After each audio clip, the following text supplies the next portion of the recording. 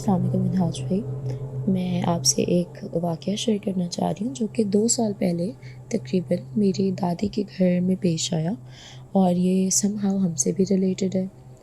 तो ख़ैर ये वाक़या है हमारी हाउस हेल्पर के हवाले से, जो कि सुबह में मेरी दादी के घर काम करती हैं और शाम में दोपहर में बल्कि हमारे यहाँ आ जाती हैं और फिर उसके बाद घर चली जाती हैं।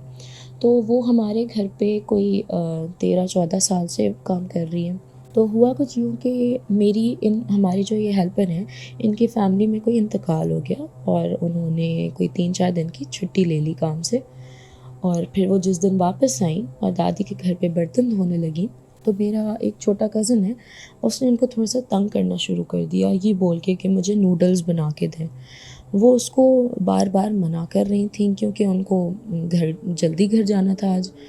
तो लेकिन मेरा जो कज़न है, जैसे जिस तरह छोटे बच्चे ज़िद करते हैं, वो उनके साथ मुसलसल ज़िद करने लगा कि बना के दें ये और वो।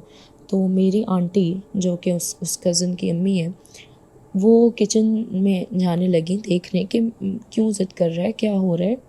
जैसे मदर्स अपने बच्चों को चेक करने जा रही होती हैं। तो जैसे ही उन्होंने कदम बढ़ाए किचन की तरफ, तो वहाँ जो हो रहा था वो देख के मेरी आंटी बिल्कुल हैरान रह गई ना। तो हुआ कुछ यूँ कि हमारी हेल्पर ने एकदम से उस बच्चे पर चीखना और चिल्लाना शुरू कर दिया और कुछ बर्तन भी उठा के फेंके। कहने लगी कि तुमसे मैंने कितनी दफ़ा बोला है अपनी मम्मा से कहो तुम्हें बना कर दें, मुझे आज जल्दी घर जाना है। उनकी आवाज़ थोड़ी-सी मर्दाना हो गई अकॉर्डिंग टू माय आंटी, और उनकी आँखें इस तरह फटी हुई और वो काइंड ऑफ जो है वो अटैक करने लगी उस बच्चे पर। ये देखकर मेरी आंटी ने फ़ौरन जो है अपने बच्चे को बचाने की कोशिश की और जाके उसको खींचा अपनी तरफ, अपने पीछे छुपा लिया। शोर सुनकर फिर तो मेरी दादी भी आ गई टीवी लाउंज से और उन्होंने देखा कि ये क्या हुआ, क्या क्या चल रहा है। मेरी दादी ने जैसे ही ये सब देखा तो वो थोड़ी-सी टेंस हो गई और ये सोचने लगी कि जिस बंदी ने इतने सालों में कभी ऊंची आवाज़ में सलाम तक नहीं किया, वो इस तरह चीख चिल्ला के बात कैसे कर सकती है। दादी को रियलाइज़ हो गया कि कुछ मसला है और दादी ने उससे बात करने की कोशिश की और जो है तो दादी पर भी वो चिढ़ने लगी। वो बिल्कुल हर हर चीज़ से वो चिढ़ रही थी उस वक्त। दादी ने उनको प्यार से ट्रीट किया और कहा कि आओ चलो अंदर मेरे साथ बैठो, मुझे तुमसे बात करनी है। तो ख़ैर इसरार करने पर वो आखिरकार मान गई और अंदर लाउंज में आकर बैठी मेरी दादी के पास। ये मैं हमारी हेल्पर की बात कर रही हूँ। तो सबने मेड के वे ऑफ वॉकिंग और चाल ढाल में जो है ना थोड़ा सा डिफरेंस नोटिस किया, मेरी दोनों आंटीज़ ने और दादी ने भी। और वो kind of not so feminine way में वॉक कर रही थी। तो खैर दादी ने उनसे सवाल किया अंदर कि कौन हो तुम और यहाँ क्या कर रही हो, इस गरीब औरत के पीछे क्यों पड़ी हो। तो मेट के अंदर जो भी मखलूक थी उसने जवाब दिया कि मैं कौसर मील, अब कौसर मील जो है वो हमारे शहर में एक जगह है उसका नाम है, और उन्होंने कहा कि मैं कौसर मील से आया हूँ। वो एज अ मेल रिप्लाई कर रही थी उस वक्त। और इस औरत ने कुछ दिन पहले कौसर मील में हमारे सरदार को मार दिया है। वो वहाँ सो रहे थे और ये उनके ऊपर पैर रख कर चली गई जिससे वो मर गए। अब हम इसे नहीं छोड़ेंगे और इसकी जान लेकर रहेंगे। तो मेरी दादी को पता था कि जो कुछ दिन पहले जिस इंतकाल पे वो ये गई हैं हमारी मेड ताज़ियत करने के लिए, वो जगह वाकई कौसर मील में ही थी और जो है अगर वाकई कुछ हुआ है तो ये सब उससे ही रिलेटेड है। तो दादी ने उसको जवाब दिया कि देखो ये गरीब औरत है, इसका मियाँ भी नहीं है, तुम इसे छोड़ दो। ये अपने बच्चों का और बूढ़े माँ बाप का पेट पालने के लिए काम करती है, इसे मार के तुम्हें क्या मिलेगा।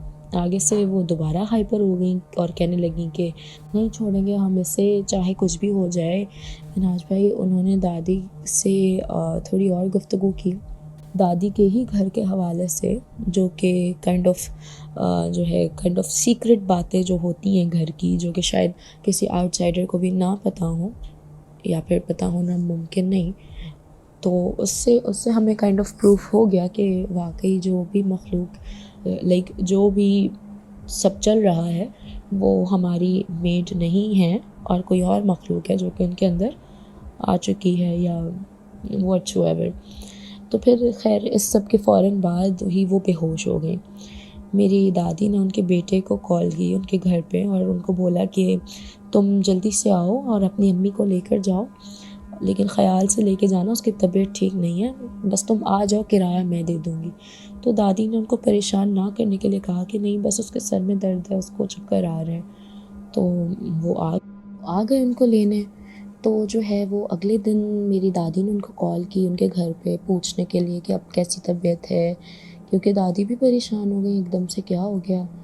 और तो ख़ैर उनकी बेटी ने जो कुछ हमें बताया जो कि उनके घर में हुआ, उन्होंने देखा, एक्सपीरियंस किया, वो मैं अब आपको बताने लगी हूँ। तो उनकी बेटी ने मेरी दादी को ये बताया कि जब वो घर आईं तो वो सीधा सो गईं, ना किसी से बात की, ना किसी को देखा। थोड़ी देर बाद जब उनकी बेटी उनके पास गई कि अम्मी खाना खाएँगी? उन्होंने जवाब नहीं दिया। उन्होंने दोबारा पूछा, फिर उन्होंने जवाब नहीं दिया। फिर उन्होंने तीसरी दफ़ा बोला कि अम्मी बस आप उठ जाएँ और मुझसे आपकी ये हालत देखी नहीं जा रही, मैं खाना लेकर आ रही हूँ, आप खाना खाकर दवाई खा लें। इस पर हमारी मेड जो थी वो दोबारा ही सिमिलर कंडीशन में आ गई अकॉर्डिंग टू हर डॉटर, जो उन्होंने उसने मेरी दादी को एक्सप्लेन किया कॉल पे। मैं वही सब बता रही हूँ आपको। तो दोबारा से उन्होंने एक खौफनाक आवाज़ में अपनी बेटी को बोला कि तुम्हें समझ नहीं आ रहा, मैं सो रहा हूँ, मुझे तंग मत करो, दफ़ा हो जाओ यहाँ से। ये देखकर उनकी बेटी बहुत खौफ़ज़दा हो गई और तेज़ आवाज़ में आयतुल कुर्सी पढ़ने लगी। जैसे ही आयतुल कुर्सी पढ़ना शुरू किया तो उसका भाई भी आ गया देखने कि क्या चल रहा है, शोर सुन के। और सेम मोमेंट के पे उसकी अम्मी यानी हमारी जो मेड है, वो जो है ना, उन्होंने अपनी बेटी पर, सगी बेटी पर अटैक करने की कोशिश की और बोला कि मत पढ़ो ये, मुझे तकलीफ़ होती है इससे, मत पढ़ो ये। लाइक वो आयतल कुर्सी पढ़ने से मना कर रही थी। वो बहुत डर गई मगर आयतल कुर्सी पढ़ती रही। हेल्पर के बेटे ने जो है वो उनको कंट्रोल करने की कोशिश की, जिस पर वो मज़ीद गुस्सा हो गई और अपनी खौफनाक आवाज़ में कहने लगी कि छोड़ो मुझे, मैं अपने घर जा रहा हूँ, तुम लोग मुझे यहाँ सुकून से रहने नहीं दोगे। तो इनके घर वालों ने डर के जो है घर के सारे दरवाज़े खिड़कियाँ बंद कर दिए और इनको पकड़ कर एक जगह बिठा दिया और कहा कि ये आपका ही घर है और अम्मी आप कहाँ जा रही हैं। बहुत मुश्किलों से कंट्रोल किया उनको और फिर वो दोबारा बेहोश हो गई। मिन्हाज भाई, उनकी तबीयत एक हफ़्ता तो शदीद ख़राब रही मगर उसके बाद भी ऑन एंड ऑफ ख़राब रहती रही। अगर 5 दिन ठीक होती थी तो 7 दिन बिस्तर पे पड़ी रहती थी। तो ये सिलसिला जो है ये कोई 2 से 3 माह चलता रहा और हर वक्त जो है वो शदीद सर दर्द की, चक्करों की कंप्लेन करती थी।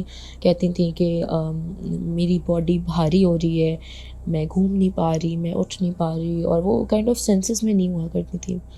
फिर 1 महीना पूरा वो जो है काम पर नहीं आई और हमने भी उनके घर वालों से बोला कि ना भेजें, उनको आराम करने दें, क्योंकि हम भी नहीं चाह रहे थे कि कोई बुरा इन्फ्लुएंस आए घर पे, क्योंकि छोटे बच्चे हैं घर पे, कोई दादी के घर पे कोई 4-5 बच्चे हैं, हमारे घर पे 1 बच्चा है छोटा-सा। तो एक एक अच्छा इन्फ्लुएंस ना आता शायद बच्चों पे, तो हम भी अवॉइड कर रहे थे। तो ख़ैर 3 माह के बाद वो काफ़ी बेहतर होने लगी और फिर वो काम पर भी रेगुलरली आने लगी।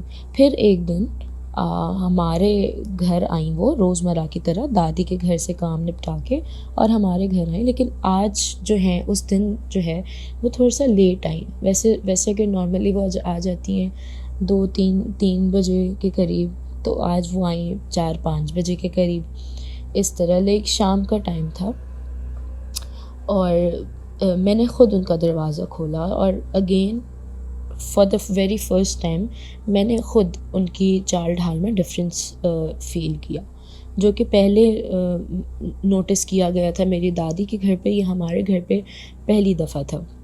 तो वो जैसे ही आईं तो मुझे थोड़ा-सा अजीब लगा। वो सीधा घर में एंटर होते ही मेरी मामा के पास चली गई। मेरी मामा को वो भाभी बुलाती हैं, तो उन्होंने मम्मा से दमदार आवाज़ में थोड़ा-सा बोला। थी उनकी अपनी आवाज़, लेकिन थोड़ी-सी वो उसकी उसके साथ स्ट्रॉन्ग सी वॉइस होती है ना, उसमें उसमें बोला कि भाभी मुझे चाय बना कर दो। अब क्योंकि हमारी मेड थोड़ा-सा लेट आई थी आज नॉर्मल से, तो मामा को लगा कि वो पी कर आई होंगी दादी के घर से। तो उन्होंने उनसे पूछा कि क्यों, तुमने अम्मी के घर नहीं पी? तो उस पर उन्होंने बोला कि पी थी मगर दोबारा पीऊँगी। इस तरह थोड़े से रोब में उनको बोला। तो मामा मामा ने सब नोट किया। वो समझ गई कि वो दोबारा से वही सीन है। अब मामा ने प्यार से उनको कहा कि हाँ हाँ मैं बना के दे रही हूँ, कोई मसला नहीं, बैठो तुम।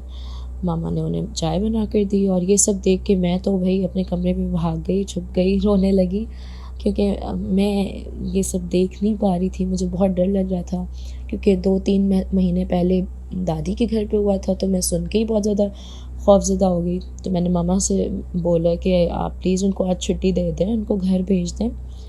मामा ने वैसे ही किया, लेकिन ख़ैर जब वो घर जाने लगी तब वो दोबारा से उनकी चाल ढाल, उनका way of looking, talking, walking सब थोड़ा सा नॉर्मल लगने लगा। तो मामा ने एक दफ़ा उनसे पूछा कि अब तुम ठीक हो? तो उन्होंने जवाब दिया आगे से कि हाँ मैं ठीक हूँ अब, बस सर बहुत चकरा रहा है, मेरी बॉडी बहुत भारी है। मिन्हाज भाई ये वाक़या बिल्कुल 100% सच्चा है, मेरी दादी के घर में पेश आया मेनली। खैर मैं फिर से किसी दिन आपसे बात करूँगी, लिखूँगी। इंशाल्लाह आप लोगों को मेरा किस्सा पसंद आएगा। Thank you. अल्लाह हाफ़िज़।